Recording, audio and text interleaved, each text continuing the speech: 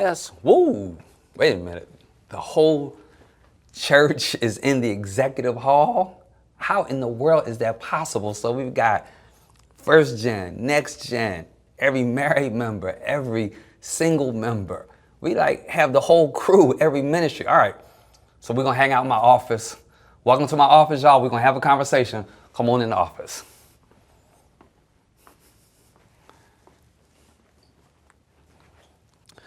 Well, again, welcome to my office. Scoot over some because there's a lot of y'all and I want to make room for everybody. And I know everyone has a different story, but I want to encourage you. Your story is so important. It matters so much. And whatever the story is, the truth of the matter is God has a solution for it. What I want to do as we have this session together is I want to title it Bleeding But Believing. Bleeding but believing. I want you to think about your context in that. And I'm not really just pastor today. I'm also kind of counselor and therapist, but I want you also to know that the real counselor is Jesus himself. And that's who we're going to use as our example and as our role model for this. And so before we get into it, let me just help you picture something. Picture this. Picture the most innocent man who has ever lived. Picture the fact that he is bleeding. Picture the fact that he is betrayed. Picture the fact that he has been beaten. Think about the fact that the religious elite are mocking him. Think about the fact that soldiers are gambling for his clothes. He is in excruciating pain, physical pain and emotional pain. And in the midst of all of this, while he's hanging on a cross, innocent man in the midst of tremendous abuse and difficulty, he looks to heaven. So in Luke 23:34, this is what he says: Father, forgive them, for they know not what they do. He gives us a roadmap for how to forgive, a roadmap for how to really handle the traumas and the difficulties and the hardships of our life. And I want to give you credit because it takes a lot of courage to come sit on this sofa. It takes a lot of courage to kind of bare your heart and your soul about what you have going on. But this is what I want to remind you of. You are absolutely not alone. As a matter of fact, let me give you some hard data. Listen to it. 23%, that's almost 1 in 4. 23% of all adults, that's 59 million people in America, live with a mental illness. Only 1 in 3 black adults ever get the help they need. Only 1 in 3. 65% of all rural counties, and you know North Carolina is largely rural, even though I know you're watching and listening in our campus parties all over the country, maybe even all over the world. But here in North Carolina, 80% of the counties are rural. And of that 80%, 65% of them lack a single psychiatrist, not one. Suicide among black teens has risen 144% over a 13 or 14 year window. Y'all, and nearly half, and the church in general is over half women. Our church is like 60% female. Nearly half of all black women experience some type of intimate partner violence, domestic violence. So in the midst of National Mental Health Awareness Month, I just want to kind of have this conversation as a congregation, because when we don't treat these things that happen to us, trauma that exists starts to rewire my brain. It starts to shorten my life. You do realize stress can take you out of here, right? That's a good place for y'all to type in amen and say amen in the office. Y'all, when we talk about theology and therapy, when we're talking about counseling and prayer, they're not enemies. They're playmates. They're teammates. And let me just say this. The reason it's so important to be here to kind of process through things, and I'm going to give you tools today on how to do that, is because when we don't get the counseling, when we don't get the therapy, when we don't get the help that we need, it winds up damaging us in ways that we never thought even possible. And again, I'm going to say it again because someone needs to hear it. You need to be reminded of this. The stress can take you out of here. And so when we don't get it, we start struggling. When you and I get to a point where our day-to-day functioning is struggling, when you and I get to a point where our relationships start leaking, I want you to use that terminology. We get to a point where we're lacking sleep and it's interfering with the work and it's interfering with my ability to worship and it's interfering with my intimacy and it's interfering with my communication, it's interfering with my safety and my self-worth.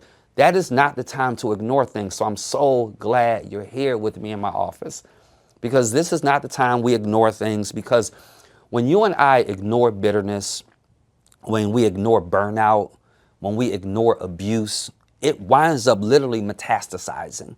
It literally winds up growing and getting things even worse. And listen, don't even get me started on relationships. That might be part of the reason why you're even here today, right?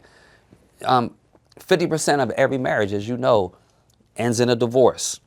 But this is what's interesting.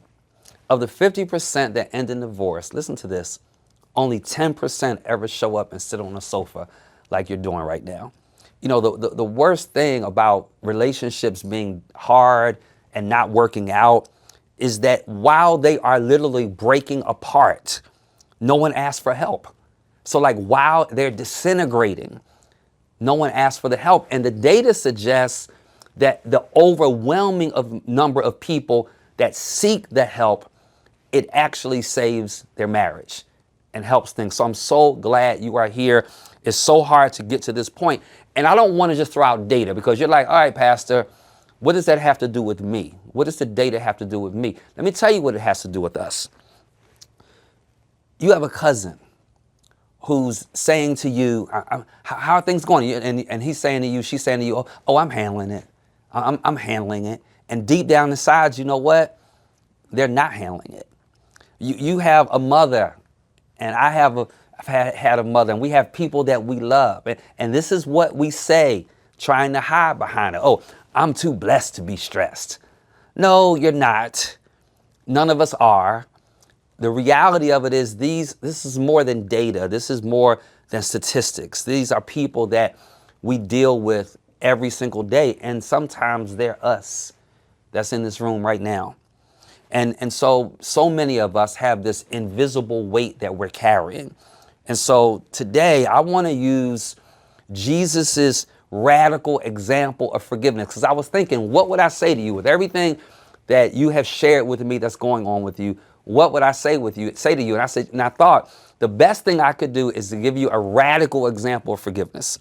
I could give you a radical example of someone who is in excruciating hardship, and not see it just as the words of Jesus as he's dying on the cross. Listen to this, but to see it as mental health intervention.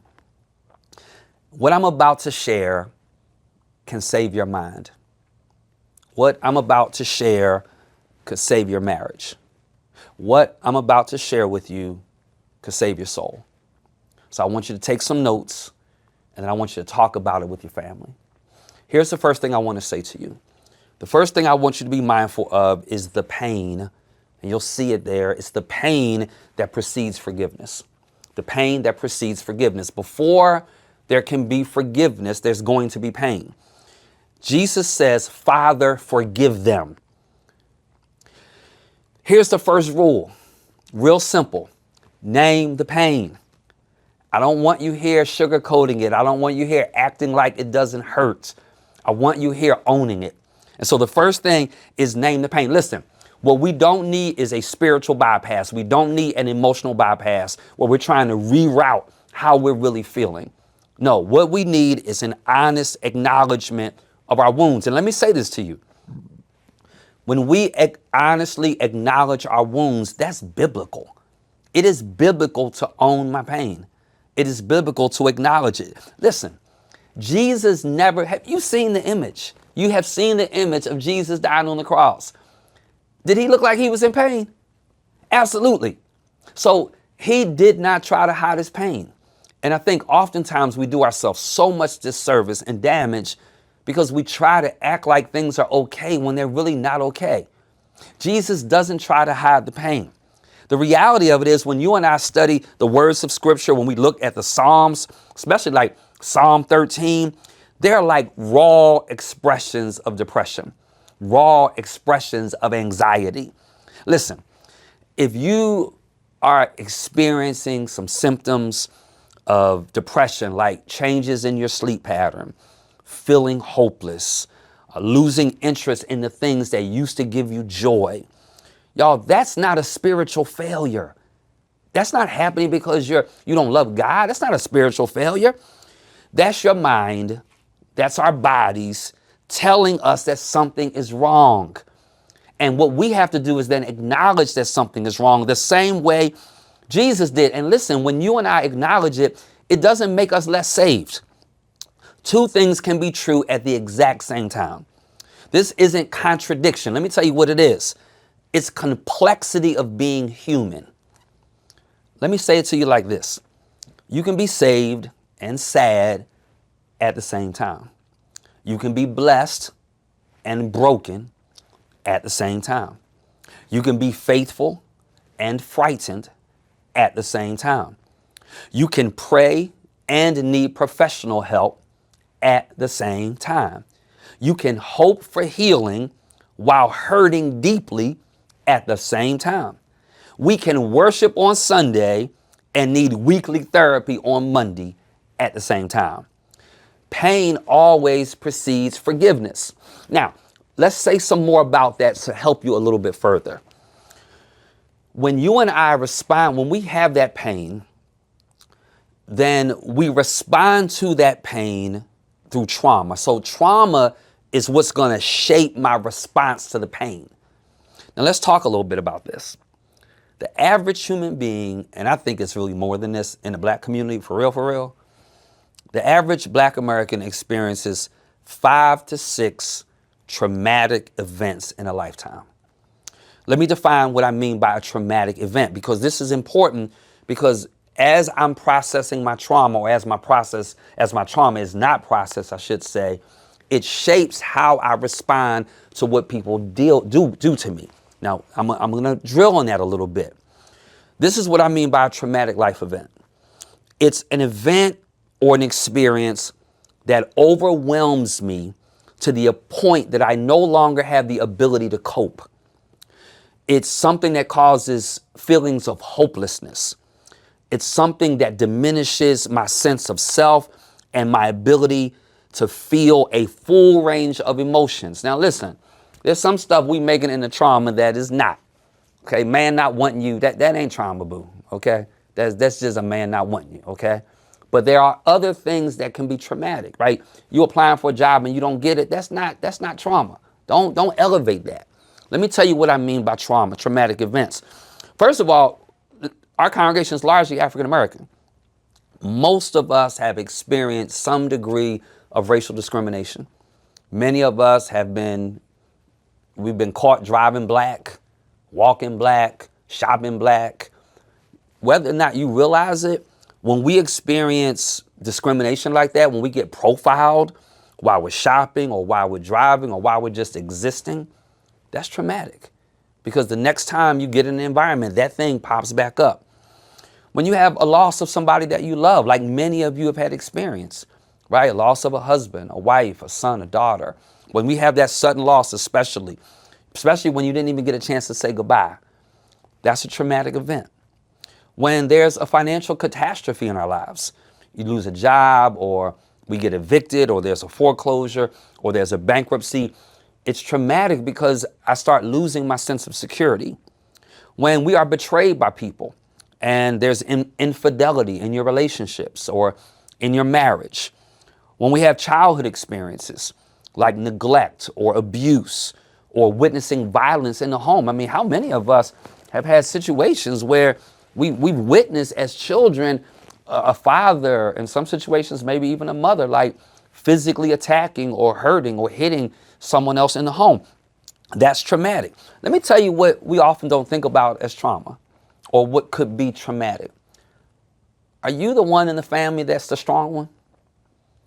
Do you know how exhausting that is when everybody always expects you to have the answer? When everybody always expects you to be the strong one? That can be very traumatic. And so the reality of it is many of us have had so many traumatic experiences in our lives. And as let me just give you one more, because we're in my office in Rocky Mount, North Carolina, and they've had natural disasters in Rocky Mount, North Carolina before I even came here as a pastor. When your home gets flooded out and everything that you ever knew, every picture, every pair of shoes, everything you own gets wiped out and destroyed, and you have to start over, and now you don't have that picture of grandma anymore. Y'all, listen, that's a traumatic event.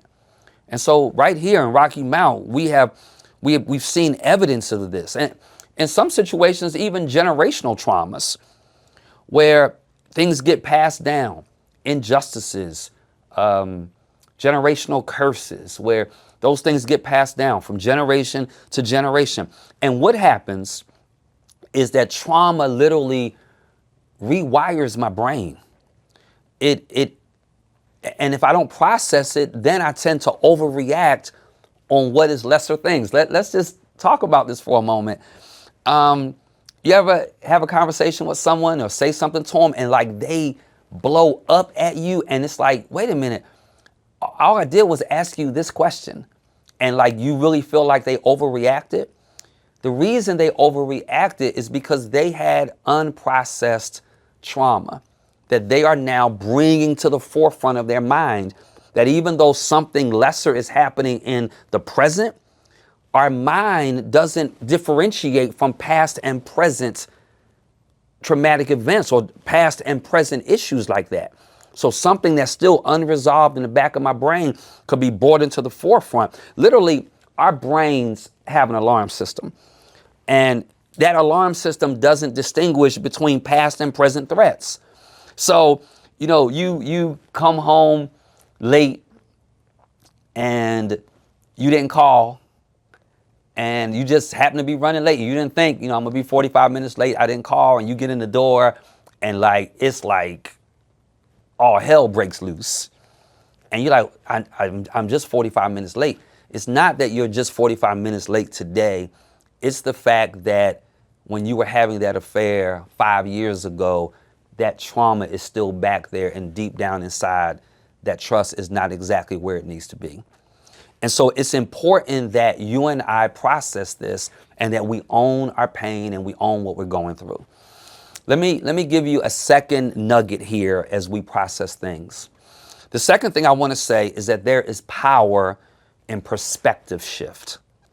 There's power in changing or shifting our perspective. Listen to how Jesus shifts this. He says, Father, forgive them. Watch the shift, for they know not what they do. Let me expose you to a technique in counseling called reframing. Reframing is when we take something that happens. I'm not talking about giving excuses for it, but it's how I see someone's behavior through a different lens. So Jesus is like, forgive them because they don't know what they're doing. He's like, I'm seeing this from a different lens, Father, and they really are clueless. Now, let me say this. Jesus named their ignorance, but he never said they were innocent. So just because we reframe things does not mean that we say the person is innocent or didn't do something wrong. This is what I want you to see. As we are processing behaviors of other people, that's what Jesus is doing. Father, forgive them, for they don't know what they're doing. He's processing someone else's behavior through a different lens. As he processes their behavior through a different lens, Jesus recognizes that oftentimes our behaviors come from our own wounds that never got resolved. You have heard this. You just need to be reminded. Hurting people hurt people. It's not that they mean to. It's not that they even want to. It's just that it's the human proclivity to respond to life from my own biases, my own hurts, my own difficulties. Listen, 80% of relationship problems stem from misunderstanding people. It's not really getting you. It's not understanding why you're doing what you're doing. So when somebody shuts down, let me just say, for example, let me talk to the women in the room. when your man shuts down when you're trying to have a conversation, he's not shutting down because he doesn't care. That's not, he cares. That's not why he's shutting down. The reason he's shutting down is because his nervous system gets flooded with certain data. And he knows that as a man of color, especially, it can be a little dangerous by showing our emotions. So instead of showing his emotions, he kind of just begins to go ahead and shut down. When, I'll talk to the husband in the room. When your wife brings up something from 6 years ago, 8 years ago, she's not trying to punish you. She really isn't. It's just wounds that never got proper treatment. I mean, think about it like this. You fall down, you hurt yourself, and literally like skin busts open, right? And you just don't do anything. And you don't bandage it, you don't put Neosporin on it, you don't go to the emergency room to get stitches, sutures, whatever. You just let it stay as an open wound festering. And a week goes by, 2 weeks go by, a month goes by. Now it's severely infected, it's swollen, it's so much worse than it was. I want you to hear this. 6 months go by. Now this wound has the potential of killing me for all that infection getting in the bloodstream. This is what I want you to hear. It's not a new wound now. It's just an old wound that never got treated. And so it's so important. This is why when we enter into relationships, we also enter into relationships with everyone else that person has been in relationship with. Because if they have trauma and hurt and wounds from that other relationship, if they have gone untreated, and I may be able to talk about this before we finish our session today, if they go untreated, then you wind up paying the price oftentimes. So it's very important that we have to learn how to break some of these cycles. It's really important that we have to have a perspective shift on things. And so, I've literally, I had probably counseled hundreds of couples and 2,000 people in 25 years of pastoring. And in the hundreds of couples, the thousands of people, what I've really learned is that whoever you have issue with, that is not your enemy. That is not your real problem. You could have the worst thing going on at home you can imagine. I'm telling you, that person you take issue with is not the real problem. The real problem are the unhealthy behaviors and patterns that individual has adopted, that now is now being applied to, if you will, your relationship or to your home. And so this is what Jesus is getting at when he says they don't know what they're doing. They have unprocessed stuff that they're now putting on me that had nothing to do with me at all. I'm the byproduct. I am the victim of their own hurt. Again, I'm going to remind you of the psychological truth. Hurt people. But listen to me, they often do it unconsciously. Father, forgive them, for they know not what they do. They're hurting me unconsciously and they don't even know why. Jesus really wasn't the problem.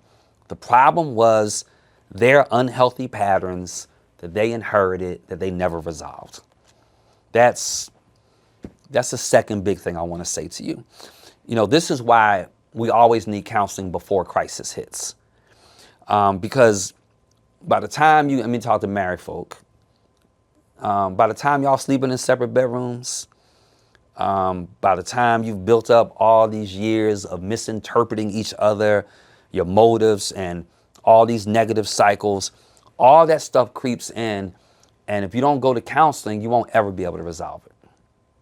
Let me give you a third nugget as we process our pain and as we learn how to believe while we're still bleeding. Here's the third big nugget. The third big nugget is you have to learn the practice of purposeful release. The practice of purposeful release. This is what Jesus says. Father, forgive them. Family, listen. Forgiveness isn't a feeling. Forgiveness is a practice. Forgiveness is a skill that we develop over time. Forgiveness only happens, or in order for forgiveness to happen, we need to learn how to set boundaries. As I've been researching, preparing for our time together, I've read where 65% of people report difficulty in setting healthy boundaries. So he's like, Father, forgive them. Like, you have to do this work, God. Like, I can't do this. Father, you have to forgive them. And I want you to hear me. Forgiveness does not mean we keep taking abuse. So if you're in a physically or an emotionally abusive relationship, forgiveness might mean that you love yourself enough to leave. So I want to set us up. Let me give you practical tools on how to set healthy boundaries, because this is what Jesus does. He's like, I'm putting a boundary up here. Father, they're yours. You forgive them. So I want to give you the practice of purposeful release, but the practice of purposeful relief comes from boundary setting. I'm going to give you a couple categories to think about setting boundaries in. Okay, you ready? So I want you to jot these down. These are healthy boundaries. Number one, I want you to think about emotional boundaries. Emotional boundaries are about protecting my inner self. That's what they're about. Let me give you some examples of what emotional boundaries look like. It is entirely okay for you to say, look, I need to step away from this conversation before I say anything else. It is okay to do that. It is okay to say, you know what, I'm not okay being your emotional dumping ground. I'm sorry you had a bad day, but I proceed with loving kindness the problems of others without getting caught up emotionally in their situations that's offering them messages that they need for growth. It's okay to do that. It's okay to say, I just don't have the capacity to solve all your problems right now. Let me shift gears. Let's talk about physical boundaries. This is about my personal space. This is about my body. This is about my time. It's okay to say to people, you need to call me before you come over. Like, I don't have to answer the door when you show up and didn't tell me you were coming. Like, there's some boundaries. I shouldn't have to hustle and rush to put some clothes on just because you decided you were in the neighborhood. It's okay to set those boundaries. It's okay to say, listen, I'm not available after 8 p.m. You know, it needs to be an emergency. Like, the world needs to be on fire. Let me use myself as an example. Like, I don't go out on Saturday nights. Like, I've been pastoring 25 years. I can count on literally one hand. I can count on one hand how many wedding receptions I have been to on a Saturday, because I have to create a physical boundary, because I need to have a fresh word on Sunday morning and I can't be out in the street with people, right? So I don't get a chance to hang out like other people do because I have to set a physical boundary. It's okay to say stuff like, I don't really want to deal with that right now. Maybe we'll talk about that tomorrow. Let me talk about digital boundaries. Let me give you the third one, digital boundaries. I think this is really important when people are trying to develop trust with each other. Please be okay saying, I need you not to have out your phone when we're having dinner together. It's okay to say that. It's okay to have that expectation. It's okay to say, you know what, I'm going to take a social media break for my mental health. Like, sometimes we need to go ahead and just post that. Just go ahead and post it. Y'all doing a whole lot out there on social media. I'm going to take a break because y'all making me crazy. It's okay to say, I'm not comfortable with you sharing our private conversations online. How many times do you know people like be going for each other, coming for each other on social media? Let me just encourage you, don't be coming for your people on social media. That stuff lesser people do. That Word Ice don't do that. We don't come for each other like that. We're more mature than that. You know, that stuff bleeding people do, hurting people do, don't know how to resolve their issues. And then let me give you some on financial boundaries. because I think this is really key for like long-term relationships. It's okay to say stuff like, we need to discuss purchases over $100 before making them. I literally just sent out something to our staff saying, hey, purchase over a certain amount of money. I need to know about them. I need to see them. It's okay to put those kind of boundaries up.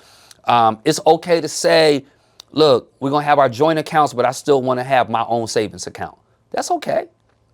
I know there's some marriage counselors out there that say 100% of the money should be in one bank account together. I personally don't subscribe to that. I think y'all need to have a joint account. And I think it's okay for you to have a savings account, for her to have a savings account, him to have a savings account. It's okay to have that conversation and have those boundaries. It's okay to say, you know, I'm not comfortable lending money to your family, you know, without them repaying us, or I'm just not comfortable giving money. My point, do you get what I'm saying? That in order for me to really break clear of things, I have to be able to set up boundaries. Jesus is like, Father, man, forgive them. This is on you. I'm creating boundaries right now. Let me give you the last nugget that I hope helped today's session. Hope today's session is helping. The last piece I want to say is that this is a process. So this is the process of progressive healing. Those of us who really have faith recognize that it's a journey. This thing is not happening overnight. And I want you to hear this. Jesus prayed for forgiveness while he was still experiencing the pain. While he was still bleeding, he was still believing God was at work. Because he said, Father, forgive them. So that means he believed the Father still had power even though he was still bleeding. It is entirely possible for us to forgive. Let me say it like this. Let me say it to you like this. It is entirely possible to let go while you're holding on. It is entirely, I'm gonna say it again. You can let go while you're holding on. Let me give you a process that I've tried to live by. If you're taking notes, jot this down.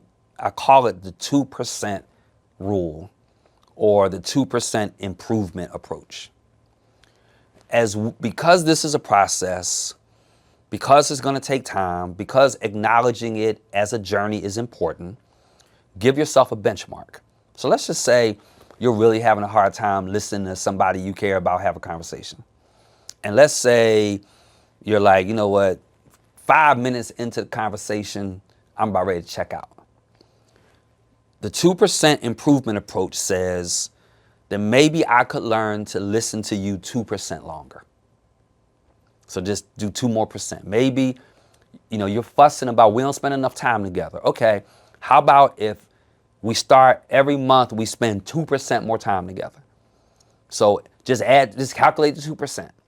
Because my point is, we're not going to get there overnight. Just because you came to one session today does not mean bang, boom, we good. But it's incremental. Listen, small steps of progress are better than none. Okay? So take the 2% rule, because transformation does not happen overnight. So I'm going to, you know, there's a body of research, neuroplasticity research, that says small, consistent changes actually rewire my brain more effectively than dramatic overhauls. You don't need to be able to work out for an hour.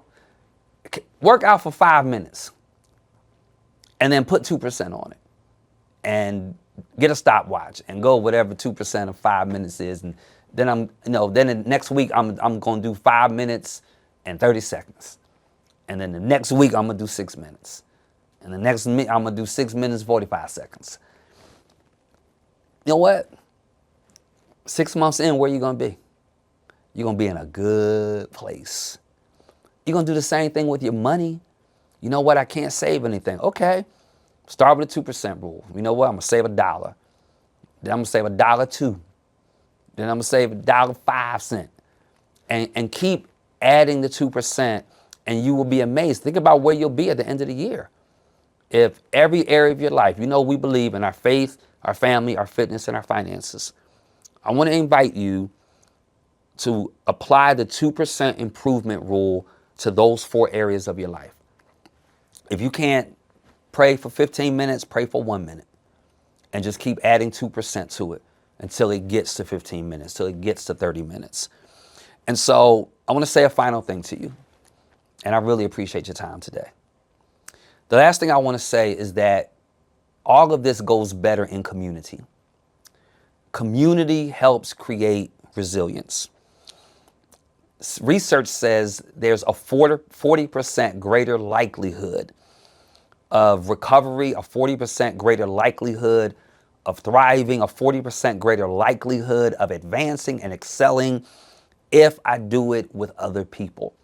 If I'm in a group support, if I'm in a community group, if I'm in a Thrive group, if I'm in a small group, if I'm in a church, which is why in a minute, if you don't have a church, I'm going to invite you to become a part of the Word Tabernacle family, because you need community in order to be resilient. We all need community in order to thrive. As a matter of fact, the data suggests that when we isolate, our problems get worse. Any counselor will tell you that when we hide our family struggles, they only get worse. That most times when people get divorced, it's because one of the spouses will say this. This is what they will say: I feel like I'm all alone. I've got somebody, but I don't feel like I have somebody. And when we get into those moments of isolation, literally, when I'm trying to handle it on my own, it kills relationships and it kills me. And so this is what I want you to remember. When Jesus said, Father, forgive them, for they know not what they do, this is what he was saying to us. Even when you and I are in our darkest moments, it is possible to get in a better place. It is possible. So whatever you may be sitting with, whatever you may be dealing with, whatever your struggle may be, I want to invite you to just feel the pain, express it, acknowledge it. And I want to invite you to walk through all of those principles that I've shared today. And I believe that this session, as a result, is going to really wind up helping you thrive in every area of your life.